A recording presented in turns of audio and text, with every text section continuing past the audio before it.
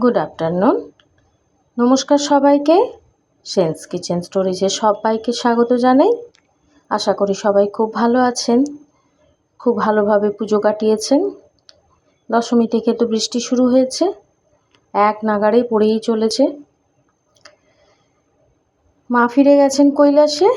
এবার আমাদের দৈনন্দিন কাজকর্ম যার যা সেটা শুরু হয়ে গিয়েছে। চলুন, আমিও চলে এসেছি আমার আজকের লাঞ্চ থালি নিয়ে। শেয়ার করে নিই আপনাদের সাথে। গরম ভাত, লঙ্কা, বেগুনি ভাজা, কুমড়োর ছক্কা, মুগের ডাল, চিকেন কষা আর চাটনি। আজকের লাঞ্চ থালি কেমন লেগেছে অবশ্যই লাইক, শেয়ার, সাবস্ক্রাইব, ফলো করে আমার সঙ্গে থাকবেন সবাই। আজ আমার বাড়িতে আমার সেজদি, তার মেয়ে, জামাই এবং নাতিকে নিয়ে এসেছে বিজয়া দশমীর জন্য। তো পুজোতে নানা রকম খাওয়া দাওয়া করে ওদের পেটের অবস্থা খুব খারাপ, তাই বললো খুব সিম্পল খাবে। তো এর চেয়ে ভালো সিম্পল আর আমি কিছু করে উঠতে পারলাম না। যাই হোক, ভিডিও ভালো লাগলে অবশ্যই লাইক, শেয়ার, সাবস্ক্রাইব করে সঙ্গে থাকবেন। ধন্যবাদ, টাটা।